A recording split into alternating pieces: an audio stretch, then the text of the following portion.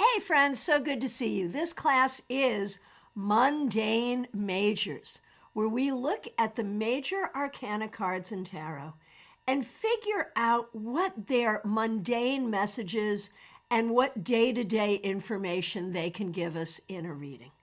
Thank you all so much for being here. If you're here with us live or if you're watching the replay, I'm Christiana Gaudet. I am your Tarot Fairy Godmother. It is so good to see so many of you with us. Of course, a special shout out to the members. Thank you. And of course, remember to like this video. So let's get right into it. Let us waste no time at all. I'm so happy to see so many of you. We've got a lot of Lisa Harmon in South Carolina using Everyday Witch Tarot.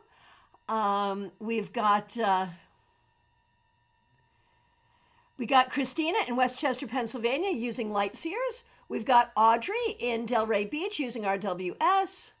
Tiger Tarot, that's Peggy Lou. We all know her in Oak Hill, Florida using the Wiser and the Giant Radiant RWS. So good to see all of you. Virginia W. in Connecticut using the RWS. So good to see all of you. Thanks for being here. And again, a special shout out to the members. Thank you for your support of this channel. All right, off to Card Cam we go, where you can see I am working with the Smith-Waite Centennial Edition in the tin. And the reason I've chosen this deck is simply for its size. It's small, which means we can get a lot of cards in our field of vision should we need to. All right, here's what I think we should do. I am going to go through card by card in order. I have asked you to get your cards out, so if you have your cards in order, go along with me. You don't have to, though. It's perfectly okay either way, because I can show you the cards right here. And what we're going to do is we're going to talk about the mundane messages these cards have for us. So let's talk about what I mean by that. We all know that each of the Major Arcana cards has deeply spiritual implications. We can spend hours, weeks, even years with any one of these cards, learning its lessons, learning about it, finding its depth. However, in a reading, I believe the Major Arcana cards are a lot more flexible than that. A lot of people will say, well, in a reading, Minor Arcana cards are the things you can change and Major Arcana are the things you can't. I think that's crap. If that works for you, that's great. But in my mind, no, I don't want those kind of limitations.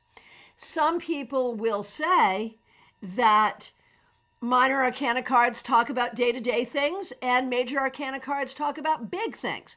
That can be true. That can absolutely be true, but not always.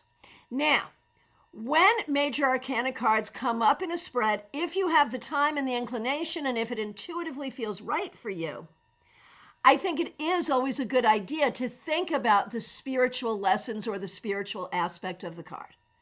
Additionally, however, these cards may lend themselves to some mundane meanings that can help you get clarity, can help you get good logistical information, can help you understand what's going on, whether you're reading for yourself or someone else. So what I'm going to share with you is just what works for me. You may have entirely other associations for these cards, and I hope you share them. As we go through the cards, I hope if you have a question about why I'm saying what I'm saying about the card, if you have another meaning, and I'm not talking about the deeper spiritual meanings, we're going to assume for the sake of today's class that we all know and agree on what those things are. I realize we probably don't. But today we are talking about the logistical, mundane, day-to-day things that these greater secrets can tell us about. So if you have some, tag the card. That's the thing. Whatever card we're talking about, because I'm going to go through pretty quick, I would like to get through all 22 cards. So tag the card you're talking about and ask your question, or let us know what your mundane associations with each card might be. Or ask why I have the associations I do, whatever you like. Bean of the Field, Serena, so good to see you. Thanks for being here. Glad you're here. All right, so we're going to start with the Fool. And when we think about what the Fool could have to say to us from a mundane perspective, it can be about literally planning a trip or going on a trip, traveling. It can be about decision making, and it can be about risky behavior or evaluating whether a risk is going to be worth it. So again, if you've got questions or you've got something you want to add, just tag it Fool and let us know. All right, Magician, you're going to love this one. For me, a lot of times, the Magician is about school, going to school. It could be about the education you already have. It could be about wanting more education. It could be about being in school. It could be about being a teacher. So very often with the Magician, I see school. Why? Because he's got his tools and he's learning how to use them. That simple. What else is true about the Magician? Communication. Remember, this card is related to Mercury, and Mercury is about communication and connections. So if there is a communication issue, this card may speak to that. Another great keyword for this card, of course, is tools. And you've heard like my top 3 favorite: tools, skills, and abilities. That's why I see school here, because where do you go to pick up those things? You go to school, right? Either formally or informally. So, Being of the Fields, Fool in the Mundane, small shifts, tiny leaps. I love that. That's beautiful. Very good. Horse Van Dun, so good to see you here. Thanks for being here tonight. So, Magician, of course, can bring in a lot of spiritual stuff too, as above, so below, power, actual use of magic.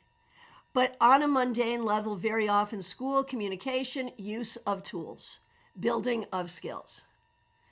There you go. Right, Being of the Fields, toolbox. Exactly. Horse Van Dun sees manifestation here. Very good. Okay. And again, remember to tag the cards you're talking about. High Priestess. Okay, and we know all the deep, deep spiritual meanings of this card. This card can also talk about perfectionism. And it can be a doorway in to talk about the kind of perfectionism that is a trauma response. When you see this card in a spread, it can sometimes let you know that the person you're reading for has that particular trauma response. And that can give you a way in to do some deeper healing work. The High Priestess can also talk about serenity, being an introvert, silence, not wanting to speak, not wanting to talk. So, we have communication with the Magician, but with the High Priestess, we have silence. And so when we see those 2 cards together, and we're talking about a relationship of some kind or communication, each of them will talk about a particular energy in the relationship, and those 2 energies are very different, right? So the High Priestess, for me, Betty Flusher, secrets, yeah, absolutely, yes, absolutely. And that could be the secrets that you need to keep. It could be the secrets that were kept from you that hurt you. It could be the secret that you don't want to keep. It could be the secret that someone else didn't keep. It can be secrets in a lot of different ways, because we know secrets are very often a cause of pain, right?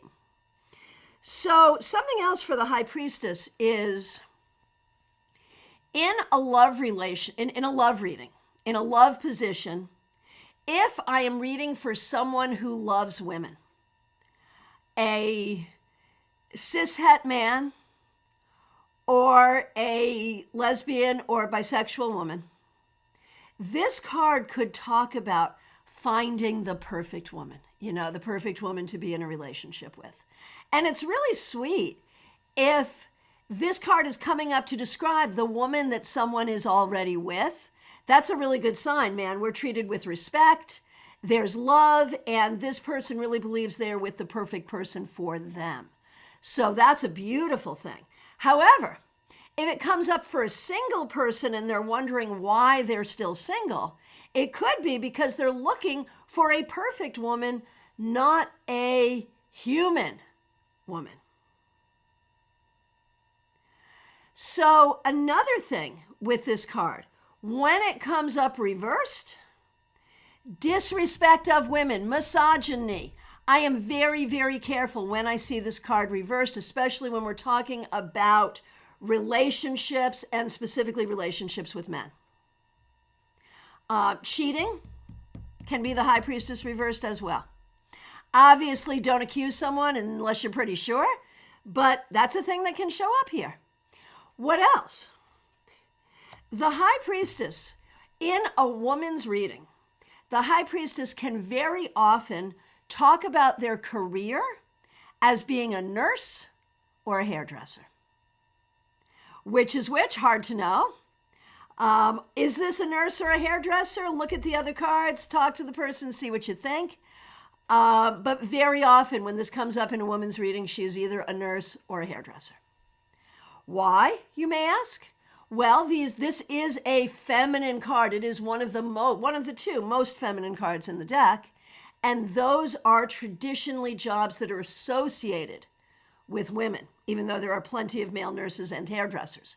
It's still something we think about as a woman's job. And those are both jobs that require real attention to detail and real perfectionism. So it's a place that a perfectionist, no matter how they acquired their perfectionism, it's a place that they can do a good job, right? Betty Flesher. The High Priestess can be the mistress, certainly. And being in the fields, quietude, reflection, and receptivity, certainly. And Kimmy, introvert, being an introvert, absolutely yes. Absolutely all of those things. All right. The Empress. So the Empress is so often for me about mom. And we all have a mother, even if we don't know our mother, even if our mother's dead, even if we don't talk to our mother, whatever, we all have one. We all came to the world the same way. And so this can talk about our mother, our relationship with our mother. It can talk about our mother in spirit. It can be a message of love from our mother in spirit. It can talk about ourselves as mothers. And it can be a card that predicts or announces pregnancy. Now, we're going to, if we have time, we're going to, get into card combinations and like which combination could be which things. So we'll play with that, but there's a lot of combinations with the Empress that can mean all kinds of things. For example, here we have your parents. But if it's the Empress and the Wheel of Fortune, it could be your menstrual cycle. And if it's the Empress and any ace other than the Ace of Swords, we are probably looking at pregnancy. Seriously. Now, interesting question. Can the High Priestess be a male nurse? I mean, certainly yes, could be. Could be, absolutely. Betty Flesher says the Empress is an interior decorator. I love that. That is fabulous. It makes so much sense. She creates home. I love that. So smart. Being in the Fields, Empress is being pregnant. Certainly. Lisa Harmon, Empress is a homemaker. Certainly, certainly. All right. And like with the Empress reversed, that's where we have like issues with our mothers or issues with our kids or issues around getting pregnant. It could be an unwanted pregnancy. It could be we want to get pregnant and we're having fertility issues. So that's where the reversal can come in for me. All right. I have already mentioned the Emperor as your dad, but he's also a community leader. He's a politician. He's an authority. And oh, that's good. That's good. Being in the Fields, Empress could be a landscaper or a garden designer. I love this. You know, thinking about the careers of the Major Arcana. This is really smart. This is really smart, right? So like the Magician could be a teacher, maybe. The Fool could be a travel agent. So that's really fun. And the Emperor can be a politician. The Emperor can be a C-suite person in a organization, a corporation, whatever. You know, the Emperor is such an interesting card because it can be your loving dad. It can also be like the patriarchy that we wish to smash. So, like, there's a lot of divergence, I think, in the way that we see the Emperor and the Hierophant in a mundane way. And because, you know, all three of these cards, Empress, Emperor, and Hierophant, speak of authority. You've heard me say it before. The Empress, the authority of the home, the Emperor, the authority of the community, the Hierophant, the authority of the church. So there's authority in all of them, but there can also be, especially with the Emperor and the Hierophant, I think a lot of people can see in these two cards misuse of authority, abuse of authority. And people may see it differently, whether it's upright or reversed. I'll tell you how I do it, but I recognize I'm a lot kinder to both of these guys than a lot of my colleagues are. And there it is. Kimmy, Empress is a child care provider. Perfect, perfect. Tortoiseshell Moon, Mundane Fool. Check you've packed your luggage properly. Oh, that is so smart. Right there. That is so smart. That is the kind of thing we're looking for. I love that. Oh my gosh. And for the Fool, what's your dog trying to tell you? Time for an annual checkup. Right, if you have a dog and the Fool comes up, you may want to pay attention to that dog. Rosemarie, did I miss the High Priestess? Yes, you did. Yes, you did. And Tiger Tarot, can the Emperor be a mean spouse? I think some people would see it that way. I really wouldn't. There are other cards I would see, like the High Priestess reversed would indicate that a lot more to me. But it could be, or the Emperor reversed could be an irresponsible spouse, a spouse who is not doing what he should be doing. Like for me, some of my keywords for the Emperor are stability and responsibility. When I see this card, you know, if it's about your job, okay, your job's stable, it's good, you're well thought of. If it's reversed, you know, your job may not be stable, you may be going to be laid off. If it's a person, you know, you're really going to have to look at how you feel about this card, how you feel about the question, how it strikes you in the moment. I think that there is an opportunity for both of these people to be either really good people or really not good people. And I think that can happen with either of these cards, depending. Kimmy, the Emperor as a financial advisor. So I love that. Although it is interesting to note, like I would rather go to the King of Pentacles as a financial advisor because the Emperor related to Aries and fire, I worry he's going to be impetuous. You know, he's got these armored feet, like he's ready to declare war. So I worry, I mean, he is responsible, he is stable, but that fire energy, is that fire energy going to take good care of your money? I don't know. It could. It absolutely could. But it's an interesting question. Right. Reversed is a deadbeat dad. Yeah, absolutely. Absolutely. All right. So the Hierophant. So the Hierophant originally was the Pope. And when I see this card, I very much think about the authority of specific schools of thought, specific churches, you know, because this is a priest.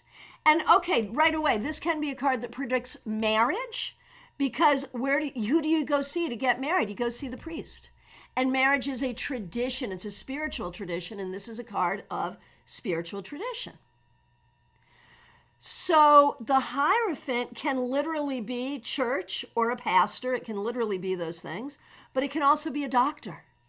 It can also be an attorney. You know, because the doctor is the priest in the Church of Medicine. The attorney is the priest in the Church of the Law.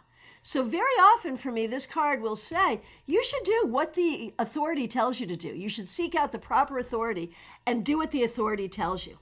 Although sometimes this card will come up to say, recognize your own authority. Recognize your own strength. Recognize your own authority. Your own authority.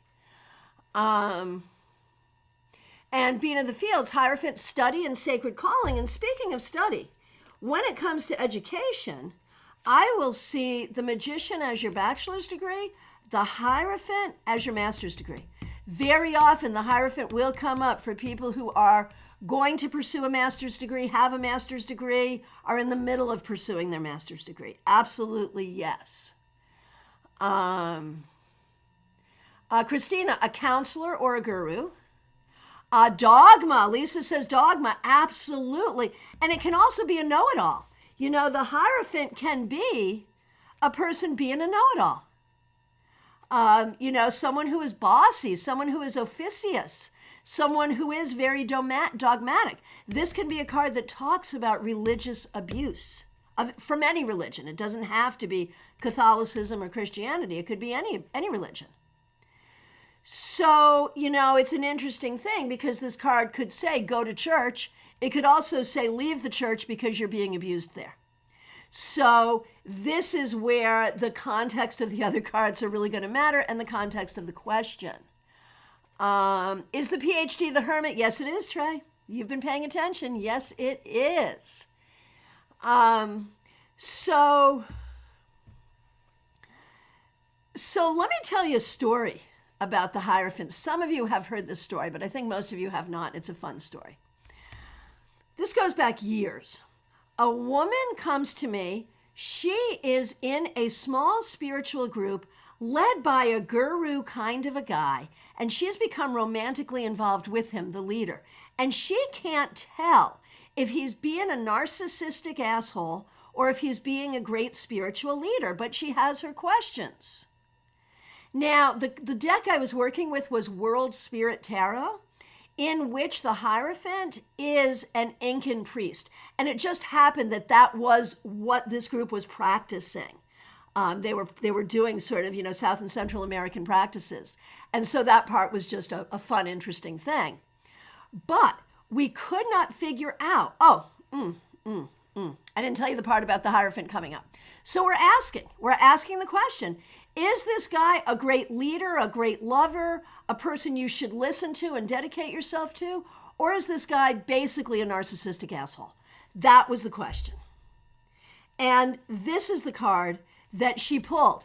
I fanned the cards out over the table, just pull one card, this card. Not once, not twice, but thrice. I kept putting the card back in, shuffling. She kept pulling this card.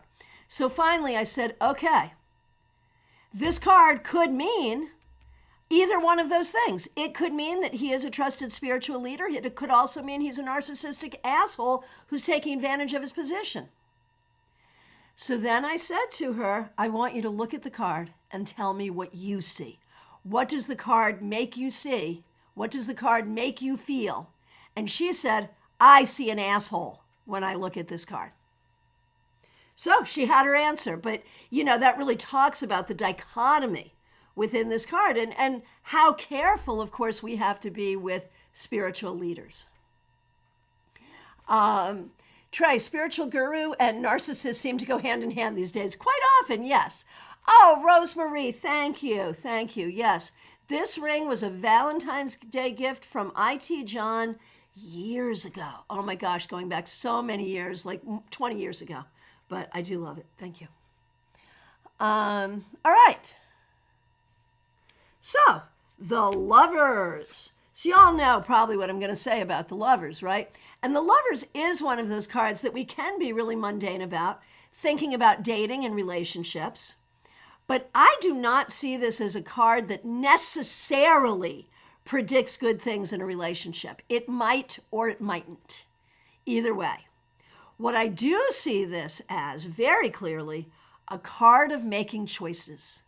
It's the agency of having choice. Do you want this or do you want that? Do you connect with this or do you connect with that? You get to choose. And I think it's so important looking at the order of these cards. With the Hierophant, we may not get to choose. This is what we believe and you have to believe it.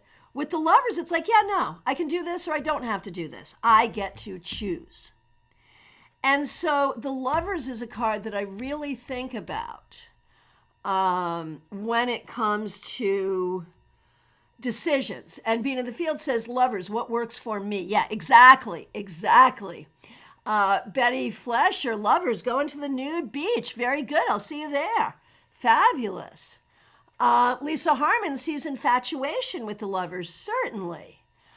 Being in the Fields, lovers taking a taste and assessing, what do I like? Yeah, absolutely yes.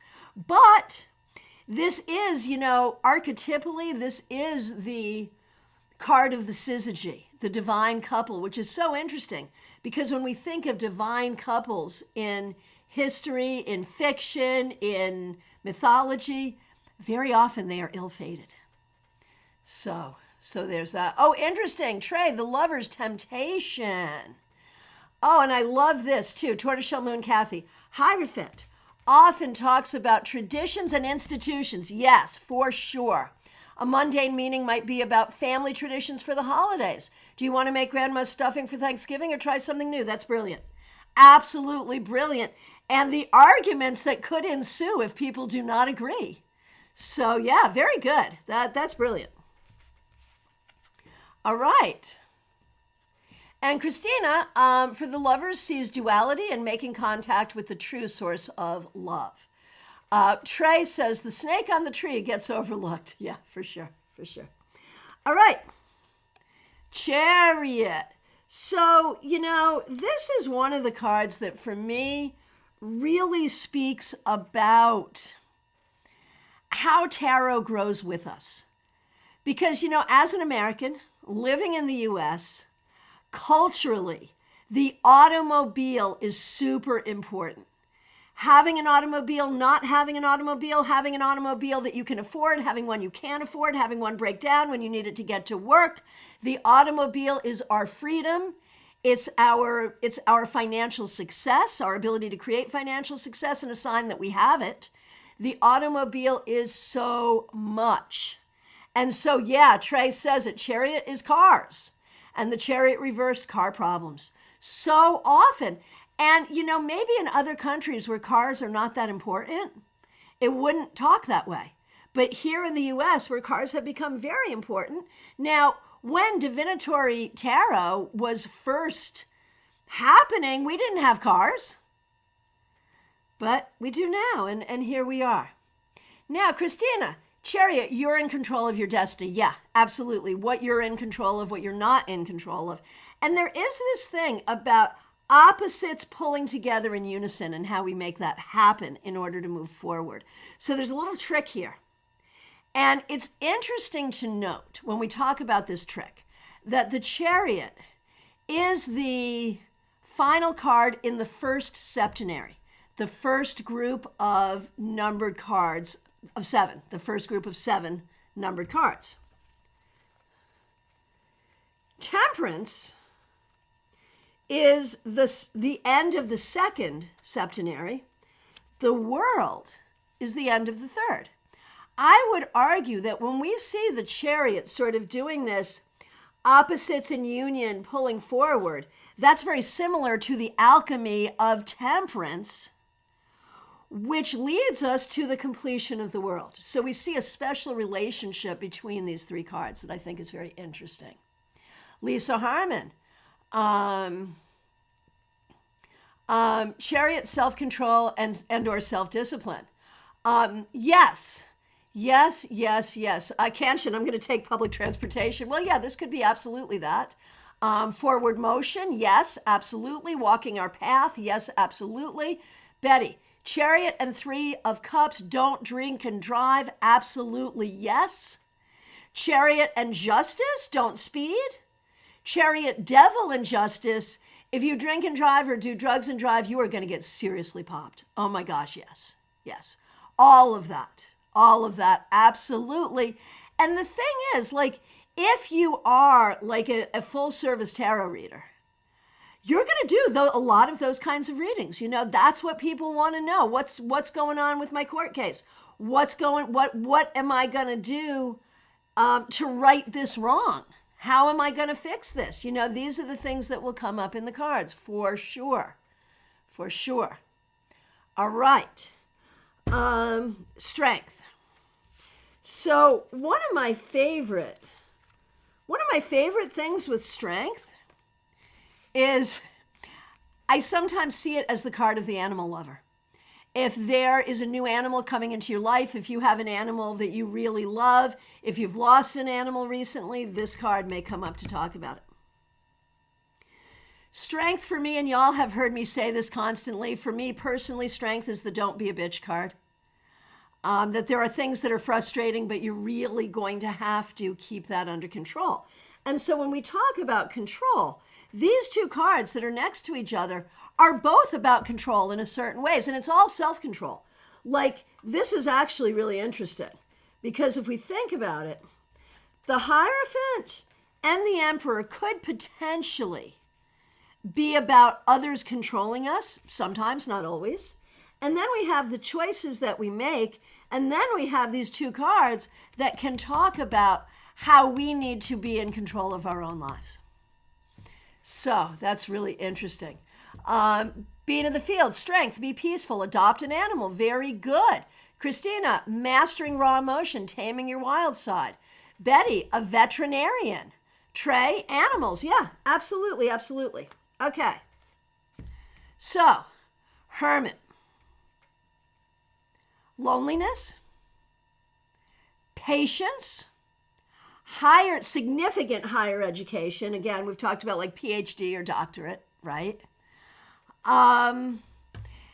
It can come up for the person who is not lonely but alone. And it can come up for people who are alone and lonely, both. But it's important to remember that originally this lantern was a clock. It was an hourglass. When it became a candle, it's because in the 14th century, when it became a candle, people used candles to tell time. Candle burns down, and that amount of time has passed. So there's a lot here about time and patience. Which other cards can talk about time and patience? The High Priestess can absolutely be about patience. Temperance can be about patience. So if you see all three of these cards in a reading, you know, the Venn diagram on that is we really need to be patient. And there's a spiritual lesson in that patience. Being in the fields, Hermit, I forgot that. Timekeeping, yes. Betty Flesher, elderly people, yes, absolutely. Nicola McKee, obsession. Which card is obsession? Tag the card for me. Which card is obsession? Rosemarie, I pick up sadness every time I see the Hermit card. And, you know, I can see why. I don't think it is intended to be a sad card. I think if it's making you sad, you need to look at, like, maybe you have been patient for too long and that's what's making you sad. Like, our reaction to the cards can tell us a lot about what's going on with us. Lynn Collin, Hermit, need to listen to more Led Zeppelin. Absolutely, y'all know the Hermit is in the center of the fold-out album, Led Zeppelin 4, with Stairway to Heaven, Battle of Nevermore, Black Dog, and other fabulous songs. So there is that. All right. Oh, Nicola, Hermit, obsession with a topic or focus. Sort of in that way that neurodivergent people can be, maybe. Yeah, I can see it. Being in the fields, take care. Thank you so much. Betty Flesher, Hermit going skiing. Well, we are at the top of a mountain and it is snowing. So snow activities, winter, all of that, absolutely yes. Absolutely yes.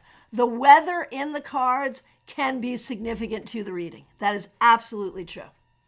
All right. Wheel of Fortune. Luck, good luck, bad luck. Cycles, things that repeat. This isn't your first rodeo. This isn't your first time doing this. You've done it over and over again. It could be about having to break a cycle. It could be about recognizing that maybe this time we'll do it differently. It can also be an encouragement that if things are not going well right now, hang in there. Things will get better. It absolutely can be. Now, the other thing, and going back to the Fool, remember we were talking about risk taking with the Fool. Well, the Wheel of Fortune is about gambling. So we see these two cards together. We might definitely, especially if it looks like this, we might definitely be going to the casino. And, you know, if it were like this, I would be more worried that we're going to risk more money than we can afford. So Wheel of Fortune, working at a casino, gambling, Wheel of Fortune and Devil, gambling addiction, without a doubt. Ha, Lisa Harmon, Wheel of Fortune reversed as a flat tire. I love this. I love this. Zoe Eaton, good to see you. Out of your control as well, to an extent. Yes. Yes, yes, yes.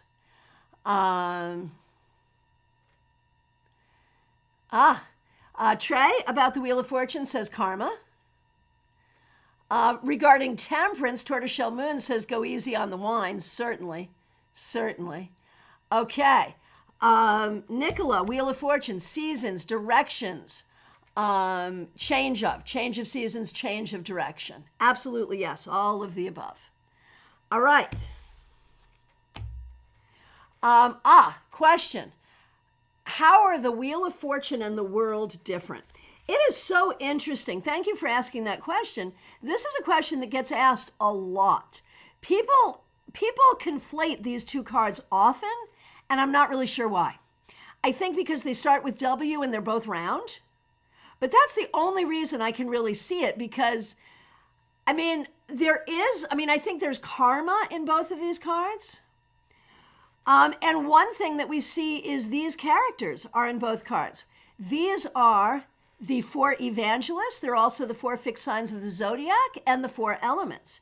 Here, the evangelists are writing their gospels. Here, the gospels are out in the world, so we're not writing anymore. So sometimes the Wheel of Fortune can talk to me about writing, to be honest with you, because of those books. Now, what do they have in common? I suppose there could be a sense of completion with each of them, but I feel like with the world, like we really are complete. We don't have to do it again. With the Wheel of Fortune, we may be complete, but we're probably going to do it again. So the world, for me, is about world travel. It's about globalism. It's about taking the larger view, not being so myopic, seeing the big picture, taking all things under consideration. The world can be about environmental concerns about the world, upset at what's going on in the world or what's going on literally in your world, what's up in your world. Obviously, when reversed, maybe not as happy as when upright. So those are some differences that I see there. Rosemarie, I love the Fool card. He's free and adventurous. He's aware, but everyone thinks he isn't. All right, very good. On to justice. So for me, justice can very often be about the law and legalities, signing of contracts, dealing with attorneys, appearance in court. It can also be things that feel unfair. And when I see this reversed, I call it the you got screwed card. Now, maybe you really did get screwed, or maybe you're just being a victim. But one way or the other, you are feeling like you got screwed. Now, justice, because of the scale, can also talk about weight management. And if it comes up with the 6 of Pentacles, being that both of them have scales, then we're going to really look at, is there a body weight issue? Do we have disordered eating? Is there something going on there? So there's that. Christina, justice, karma. I did one of these classes, and you can find it, I think, in the Major Arcana playlist. I did a class about all the cards that we associate with karma, because there are so many, and I think that's really funny, since, tarot really is Western occultism. It really is. And karma is not. And so I think it's interesting that, and we all do it, we all will use the word karma to talk about the Wheel of Fortune, justice, the world, judgment, We'll use that word for all of those things. But I do think that's funny because I don't know that my mayonnaise self is certainly not ready to tell you what karma is. You know, I can tell you that. So I do, it's a thing that I think is very funny about how we are in the tarot community with that word in particular. There we are. All right. Kimmy, justice, fluctuations in weight. Absolutely, yeah, we hold a scale. Yeah, absolutely, yes. Justice, jury duty. That's a good one. That's a good one. Tortoiseshell Moon, that wheel looks like a compass with the world card too. A mundane meaning could be finding a nice vacation maybe. Absolutely, yes, yes, yes. Okay, so let's see. That was, right, here's the compass. Where in the world do you want to go? I guess we figured it out. And now we have booked the trip and we're getting ready to go. How great is that? I love it. I love it. I love it. Okay, very good. So, the Hanged Man. The Hanged Man. For me, the Hanged Man reminds us that it is not the architecture, it's the attitude. That things may not be the way we want. We may be really uncomfortable, but we need to find our enlightenment. We need to find our joy. We need to find our way forward no matter what. This is a card that I associate with yoga. I also associate it with the 12-step program.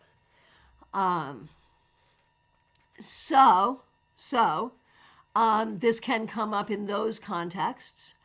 There's a lot here about what we control and what we don't control.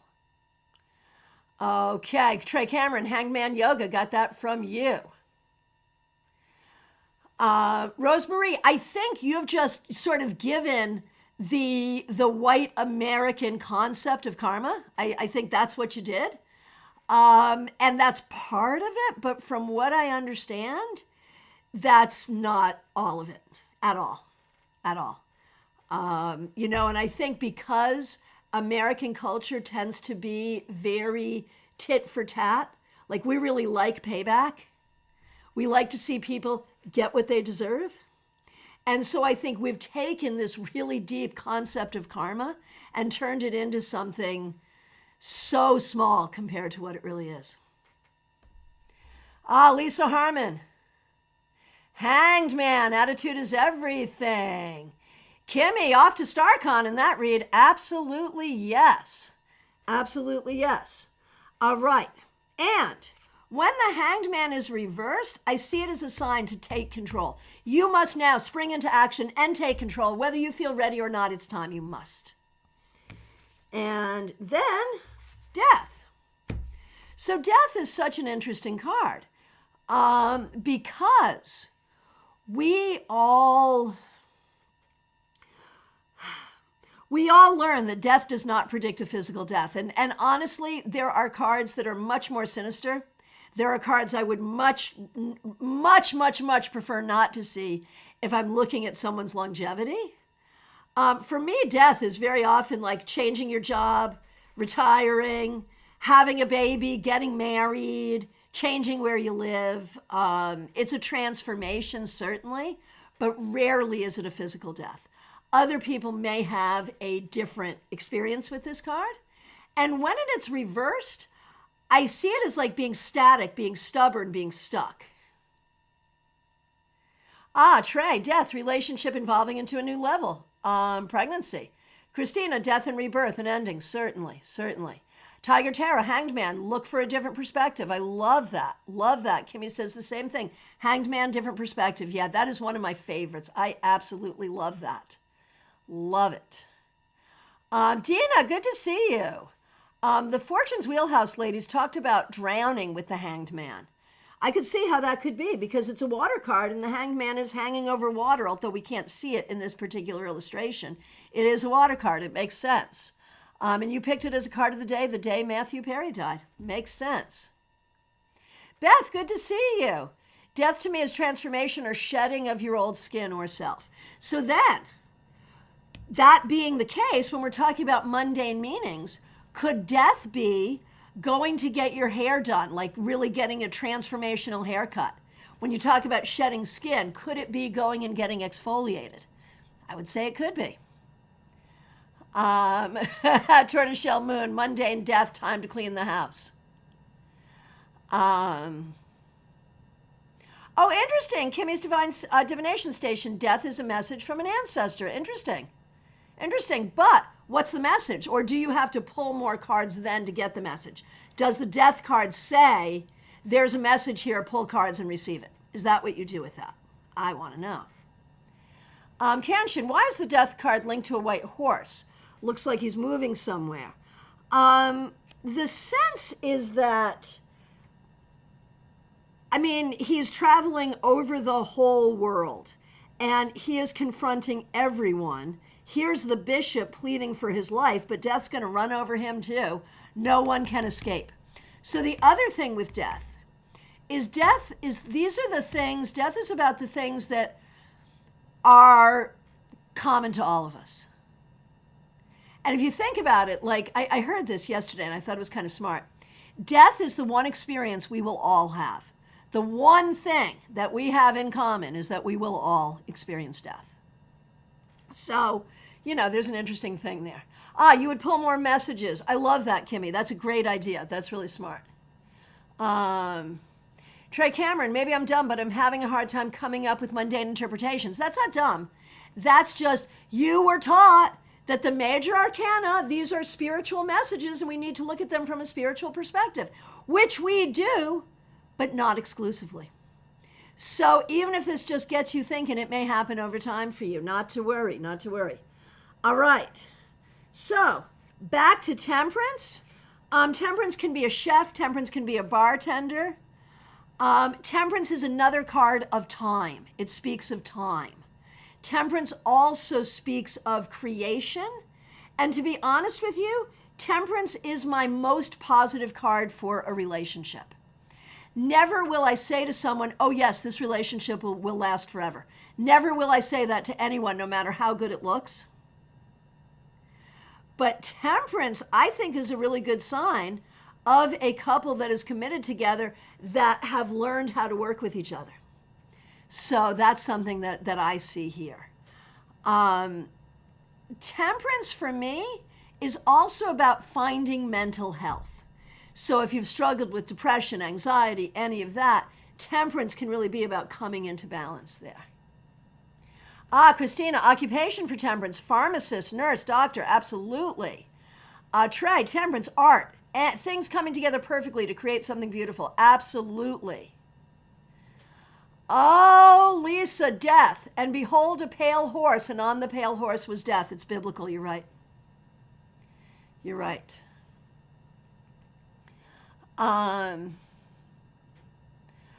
I love this. Nicola, an intermediary or a negotiator. That is so smart. Mediation. I love that. I wouldn't have thought of it, but it's perfect, and I'm going to use it now. That is so great. All right, so now we get to the devil. And, for me, the devil is attachment. It's what you're attached to. Sometimes the things we're attached to are necessary for us to be attached to. Sometimes we've chosen them and it's not necessary, but it's the choice we've made and we stand behind it. Sometimes it's something that has happened or a choice that we've made that we should not stand behind. So here we can see drugs, alcohol, gambling, depression, anxiety, all of that stuff. We can also see unhealthy relationships, any kind of attachment. And reversed, I would see being removed from that attachment. So the tower, obviously, if we're talking about weather, it could rain on your wedding. We got that. The tower culturally can talk about 9/11 for obvious reasons. The tower can, there's a sexual piece to this. The tower can talk about sex. So can, and interestingly, these three cards right in a row, the devil, the tower, the star, I see sex in all three of them. Here we have that lustful attraction. Here we have the act and whatever the consequences from that will be. And here we have the satisfaction of really great sex. So, is that all I see in these cards? Of course not. But sometimes, Nicola, Tower stalked me while my mother was dying of cancer. I totally get it. I totally get it. All right. So what else is the Tower? The Tower can be about being freed from something. And it can be a drastic change. It can be something unfortunate, but it can also be the thing that needed to happen. Maybe you didn't want it to happen, but it needed to happen so that we can move forward in a better way. Kimmy, the Tower, a tall person. I love that. That's so smart. That's so good. All right, the Star. Remember that the Star is an air card. What's going on here is not water. The Star is the Aquarian light bearer, the water bearer, but it's a light bearer, really. We're pouring starlight. This is heaven's healing light poured upon the earth. So we have healing, we have fulfillment, we have satisfaction, we have wishes fulfilled. There is certainly a sensuality with this card as well.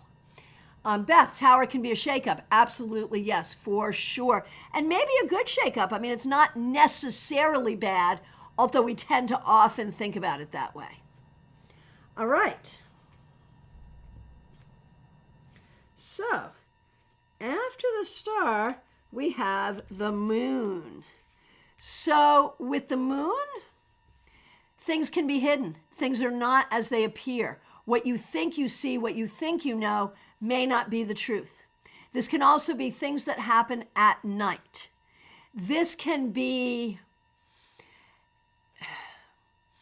dangerous philosophies. Like once this came up for me that an exterminator was needed. Like it can be something that is hidden that needs to be brought to light. Trey, the Star, astronomy and astrology. Lisa Harmon, the Star can be grace. Absolutely. Oh, Tortoiseshell Moon, I love this. Mundane Tower, a migraine maybe, blowing your top. Or maybe your computer tower breaking down. That's all good stuff. I love all of that. Dina, fun to try to think of songs that go with these cards. Absolutely, yes. That is a great exercise. All right. The Moon has the Moon is one of those cards, like the High Priestess, where there is so much spirituality, there is so much intuition in this card, but in a particular reading, it may or may not be there. This card can also talk about recurrent dreams, disturbing dreams, and dreams that need interpretation. So sometimes when I see this, I might ask, have you had recurrent dreams or disturbing dreams? Is there a dream we need to interpret? And that might happen. I love it. Kimmy's Divination Station, the Moon, PMS, sure. Could the Star be extraterrestrial? Certainly, certainly. Lisa, the Moon, the darkest hour is just before the dawn. Absolutely, yes. Okay, the Sun. For me, the Sun can literally be about being in a place where the sun shines more, like Florida. It can be about summer vacation, the season of summer. It can be about narcissism. For that matter, the Star can be about narcissism too. This is a diva and this is a full-on narcissist. Look at me, look at me, look at me. But the Sun can also be happiness, and it can be your sign to take the lead and really go for it, to allow yourself to shine. Absolutely. Okay. Card 20, Judgment. In this card, we literally see the rapture, the judgment day. Corpses are rising out of coffins to be born into the new day. I see this as closure, getting closure to the past, the final analysis. I also see it as mediumship, communicating with those in spirit, and advertising. Why advertising? Because sometimes you have to blow your horn. Absolutely. Lisa Harmon, Sun reverse, sunburn, yes. Trey, would narcissism be more the Sun reversed? It could be or not, depending on your practice. Tortoiseshell Moon, Mundane Devil, hot menopausal flashes. Absolutely, although that may be more Moon territory, or both. Or both. Add in the Queen of Swords and the Ace of Wands, and I think we got that covered. Very good. Could judgment be music? Yes. Yes, it could be. Very good. I love that. I love that. And then the world, which we talked about. An interesting thing when we think about spirituality in the cards, recognizing that these cards came out of the Catholic Church, and there are, Catholic virtues and characters in these cards, but not a Christ card. Although the Hanged Man could be the crucifixion, the world is considered by many to be the representation of Christ, which is an interesting thing. Dina, I once picked a card in the evening instead of day and got the sun reversed. As simple as, it's night. That's perfect. I love that. Oh, Kimmy, very good. Judgment is awakening. Yes. A wake-up call. Waking up to something, coming to a new understanding. Absolutely yes. Absolutely yes. All right. We are down to our last 4 minutes, and we got through all the cards, which I'm really happy about. The world, she's a dancer. Oh, I love that. That's perfect. Yes. All right. So, my friends, what questions do you have? What comments do you have? Do you see how this could enhance your divination practice? Do you see how this could increase your understanding of these cards? And it's important to remember that in any given reading, one card can mean more than one thing at the same time. So the mundane meaning may be true, another mundane meaning may be true, a spiritual meaning may be true, all at the same time.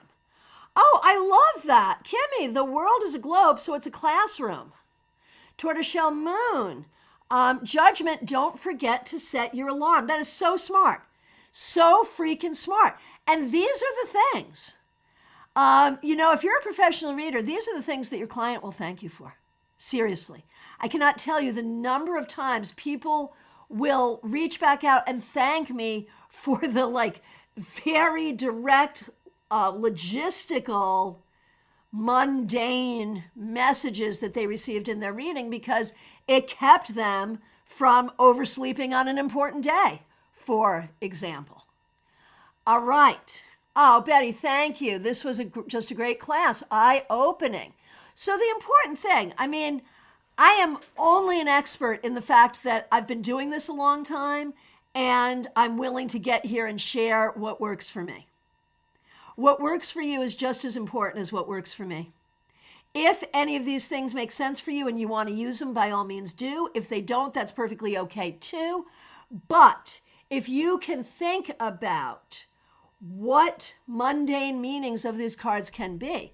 Now, let me give you another thought. The minor arcana can be deeply spiritual. Would you like that as a class? Spiritual interpretations of the minor arcana. I really think that when we bring beginners to tarot, we hammer in this idea of mundane versus spiritual in major and minor, and I think we're wrong.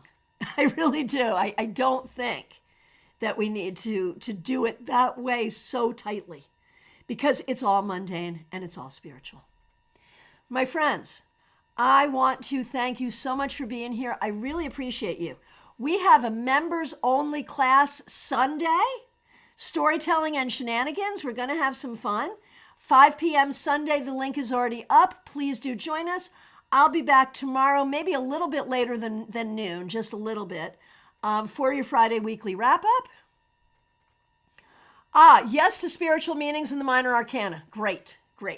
And thank you all so much for your support.